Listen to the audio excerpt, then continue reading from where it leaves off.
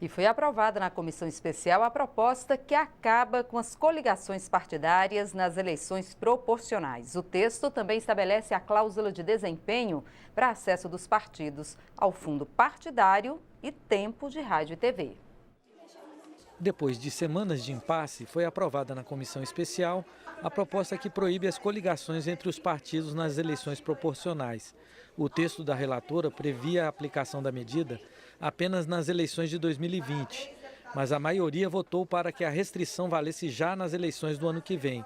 O objetivo é reduzir o número de partidos. Foi o primeiro grande serviço que uma comissão da reforma eleitoral prestou ao Brasil.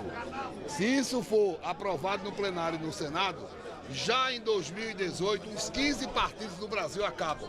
Em 2019, vai acabar essa farra de partido aqui no Brasil. Desde 1982, o número de partidos no Brasil cresceu 7 vezes. A proposta estabelece também uma cláusula de desempenho para que os partidos tenham acesso aos recursos do fundo partidário e ao tempo de rádio e TV para propaganda gratuita. A PEC prevê que os partidos precisam alcançar 3% dos votos válidos distribuídos por 9 estados para ter acesso ao fundo partidário e ao tempo de TV.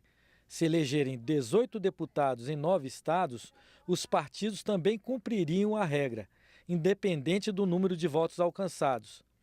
Essa medida valeria a partir da eleição de 2030.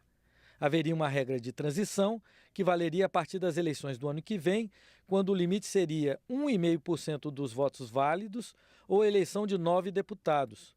Para se ter uma ideia da dificuldade imposta, 1,5% dos votos válidos nas eleições de 2014 representaram 1.600.000 votos. Os partidos que não cumprirem a cláusula de desempenho poderão formar federações partidárias desde que mantenham atuação conjunta nos 4 anos seguintes e em todo o país. O texto, porém, flexibiliza essa regra, permitindo variações estaduais dessas federações. Mas, além disso, tem a tal subfederação. Havia um destaque que, infelizmente, foi retirado, e a subfederação simplesmente é a autorização, está escrito no texto, para fins eleitorais, da coligação nos estados e no Distrito Federal, independente da federação nacional, que é uma alternativa à coligação, de fato, mais duradoura, mais substantiva. Então, o que um princípio anuncia, o outro anula. Não é como era na época da coligação, que se faz e desfaz apenas em função do objetivo eleitoral. As subfederações estão enquadradas na federação, terão o mesmo funcionamento parlamentar.